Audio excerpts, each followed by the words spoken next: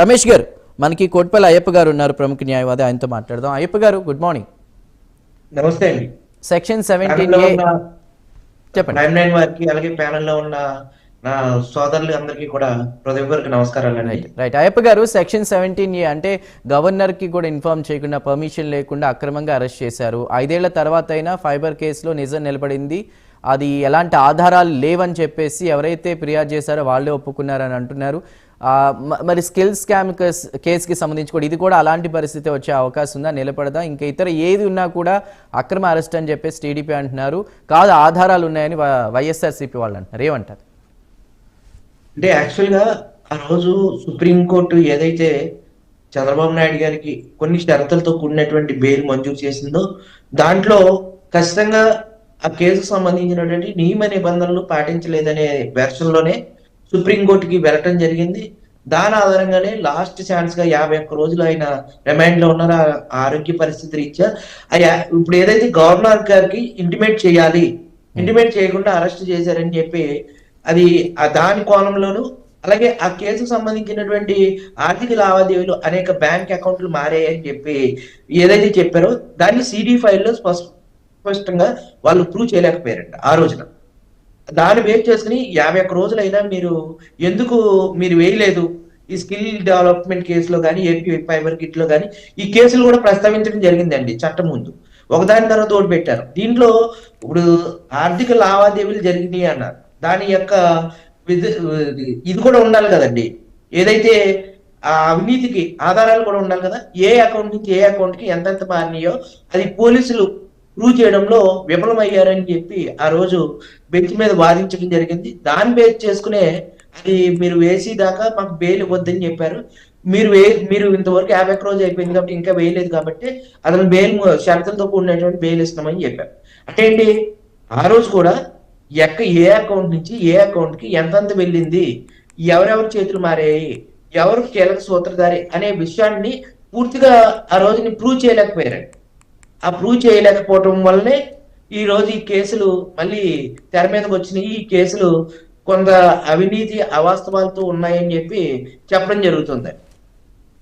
Right, అంటే ఈ రాజకీయాల్లో ముఖ్యంగా ఈ కక్షపూరిత కేసుల వల్ల ఎదురు దెబ్బలే ఉంటాయా? ఇంకా అంటే వైసీపీ నేతలు కొంతమంది ఏమంటున్నారంటే ఇంకా ఫర్దర్గా కూడా సుప్రీంకోర్టుకి వెళతాం, ఇంకా చాలా కేసెస్ ఉన్నాయి, కేసులన్నీ ఓపెన్ చేస్తామని వాళ్ళు అంటున్నారు. అది సాధ్యమయ్యే పని నేను ఒక్కసారి క్లీన్ చిట్ వచ్చిన తర్వాత? క్లీన్ చిట్ వచ్చిన తర్వాత అనేది కాదండి, ఇక్కడ వాస్తవాన్ని వాస్తవంగా మాట్లాడుకోవాలండి.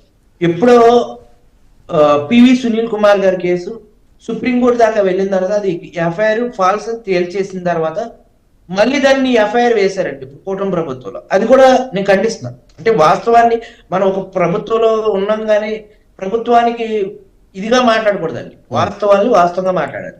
మరి అది చేయడం అనేది కరెక్ట్ కాదు కదా.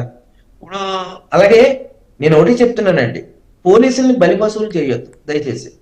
ఎవరు మీ రాజకీయ విలువల కోసమో మీ రాజకీయ పార్టీల కోసమో పోలీసుల్ని బలి చేస్తూ ఉన్నారు. నాకు చాలా మంది పోలీస్ సోదరులు టచ్ లో ఉన్నారు, వాళ్ళు బాధపడుతున్నారండి. గత ప్రభుత్వంలోనే బాధపడుతున్నారు, ఇప్పుడు బాధపడుతున్నారు. దయచేసి వాళ్ళ మీద ఒత్తిడి తీసుకొచ్చి లేనటువంటి ఆరోపణలు చేసి వాళ్ళ జీవితాన్ని బలిపెట్టద్దు. ఆ రోజున ఆ ప్రభుత్వం చేసింది, మళ్ళీ ఎఫ్ఐఆర్ వేయమని చెప్పి ఇప్పుడు ఎఫ్ఐఆర్ ఇచ్చారండి. ఏంటి, సుప్రీంకోర్టులో క్లియరెన్స్ వచ్చేసినటువంటి పివి సునీల్ కుమార్ గారి కేసుని మళ్ళీ ఇప్పుడు మన కూటమి ప్రభుత్వంలో ఎఫ్ఐఆర్ వేయడం అనేది నేను ఖండిస్తున్నాను. అంటే ఇటువంటి చేయొద్దు దయచేసి. అంటే ప్రజలకి పోలీసు వ్యవస్థ పట్ల కానీ న్యాయ వ్యవస్థ పట్ల కానీ ఒక రకమైనటువంటి అపోహలు వచ్చేస్తాయి. ఈ అంశం వచ్చింది కాబట్టి మీరు అన్నారు ప్రభుత్వంలో ఎవరున్నా పోలీసులు ఇబ్బందులు పడుతున్నారని. కరెక్ట్ గా ఆధారాలు లేకుండా గనక ఇలా ఒత్తిడి వల్ల అరెస్ట్ చేయాల్సిన పరిస్థితులు వస్తున్నాయి కాబట్టి ఒక ప్రత్యేకమైన చట్టాలు ఏమన్నా పోలీసుల కోసం రావాల్సిన అవసరం ఉందా? ఖచ్చితంగా అండి, పోలీసుల సంస్కరణలు అనేది ఖచ్చితంగా అవసరం అండి. ఇప్పుడు మరి అల్టిమేట్ గా ప్రభుత్వాలు బాగానే ఉంటాయండి, వీళ్ళందరూ బాగానే ఉంటారు. ఏ పార్టీతో పొత్తు పెట్టుకుని పోటీ చేసినా పర్వాలా, రాజకీయ నాయకులు అనే వాళ్ళు ఏ పార్టీలో కానీ వెళ్ళిపోతారు. ఏంటంటే మన కార్యకర్తలు ఇలాగ అధికార ప్రతినిధులు ఇలా మీడియాలో ఎంత మాట్లాడుకున్నా అదేమి ఉపయోగపడవండి. చెప్తున్నాను ఏంటంటే మన పార్టీ మీద అభిమానం మీద ఇక్కడ మావాడు గొప్పడు అని చెప్పుకుంటాం కానండి. గత 15 సంవత్సరాలు 20 సంవత్సరాల నుంచి ఆంధ్ర రాష్ట్రంలో ఒక అరాచక పాలన అయితే జరుగుతుందండి.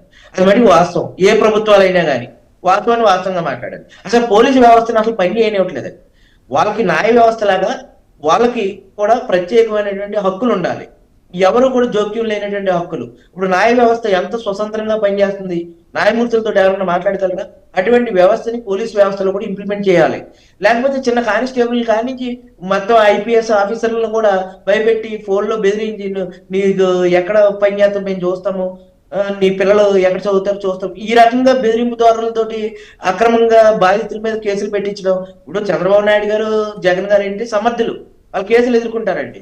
కానీ ఆ ప్రభుత్వాల పేరు చెప్పి సామాన్య కార్యకర్తల మీద కూడా కేసులే కదండి. అవును. గత ప్రభుత్వంలో దాదాపు విజయవాడలో ఇప్పుడు పొద్దున్నే మాట్లాడాను ఈ డిబేట్ కి ముందే, వర్మ అనే ఒక కుర్రోడి మీద దాదాపు 17 కేసులు పెట్టేశారు అప్పుడు వైసీపీ హయాంలో. ఇప్పుడు ఈ ప్రభుత్వంలో కూడా మన పిఠాపురంలో జన సైనికుల మీద పెట్టారు, ఇంకా చాలా మంది మీద ఇక్కడ కూడా తప్పుడు అవినీతి ఎస్సీ ఎస్టీ కేసులు ఇక్కడ పెడుతున్నారు. ఇటువంటివి వద్దండి. ఇప్పుడు మనం డిబేట్లకు వచ్చి మాట్లాడిన అధికార ప్రతినిధులైనా ఏదైనా వాస్తవాలు వాస్తవంగా మాట్లాడుతున్నానండి. ఆ ప్రభుత్వం ఒప్పుకోలేదు, ఈ ప్రభుత్వం ఒప్పుకోలేదు. పోలీసు వ్యవస్థలు అయితే రెండు దుర్మార్గంగానే ఉన్నాయండి. చెప్తున్నాను, వాస్తవంగా మాట్లాడాలి. ఈ రెండు ప్రభుత్వాలతోటి ప్రజలు ఇసుకుపోయారండి. ఇప్పుడు చెప్తున్నాను, కూటమి ప్రభుత్వం కూడా ఈ 15-16 నెలల్లో దాదాపు అనేక తప్పుడు కేసులు అండి. ఇసుక మాఫియా జరుగుతుంది. ఆ ఇసుక మాఫియా దగ్గర ఎక్కడ కొత్తపేట నియోజకవర్గంలో ఇసుక మాఫియా జరుగుతుందని జన సైనికులు వెళ్తే అక్కడ కేసులు అండి.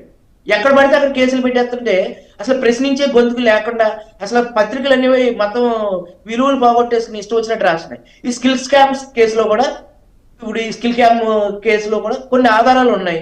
ఇప్పుడు మళ్ళీ బెదిరించి మీరు ఆ ఆధారాలు లేవని చెప్పి ఈ ప్రభుత్వం చెప్తుంది. ఇప్పుడు జగన్మోహన్ రెడ్డి గారి మీద కూడా గతంలో అవినీతి ఆరోపణల కేసులు ఉన్నాయి. అప్పుడు కూడా బెదిరించి ఆయన అధికారంలోకి వచ్చిన తర్వాత కోర్టుకు వెళ్లకుండా ఆయన అలాగా. అంటే ఏంటి ఇది? అంటే నాయకులు ఇష్టాసరాజ్యంగా మారిపోయిందండి. అసలు ఈ రెండు ప్రభుత్వాలతోటి విసిగిపోయి ఉన్నారండి ప్రజలు. నిజంగా వాస్తవంగా మాట్లాడుతున్నాం. మనం డిబేట్లకు వచ్చి మాట్లాడుకుంటాం తప్ప ఇప్పుడు మన అధికార ప్రతినిధులు అంటున్నాం. నిజంగా వెళ్తే మన కష్టాలు మనకే ఆ పార్టీలో కూడా పనులు కూడా జరగవండి. అటువంటి పరిస్థితుల్లో ఉన్నాం. వాస్తవంగానే మాట్లాడాలండి. ఇక్కడికి వచ్చి మా సోదరులు వచ్చారు.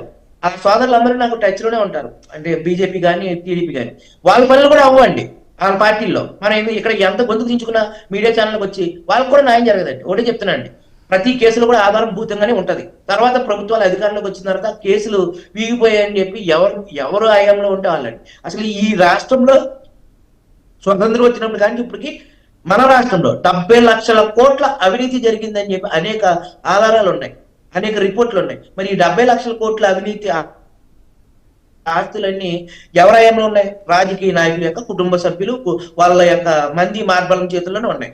అవినీతి అనేది క్లీన్ చిట్ గా జరుగుతూనే ఉంటదండి. అవినీతికి అందు పొందు లేదు. కానీ ఏ ప్రభుత్వం వస్తే ఆ ప్రభుత్వం వాళ్ళకి అనుకూలంగా మాట్లాడుతుంది. నేను న్యూట్రల్ గా మాట్లాడాను, ఏ ప్రభుత్వం సపోర్ట్ చేయట్లేదు. ఓకే అయ్యప్ప గారు, పెద్దిరెడ్డి రవికిరణ్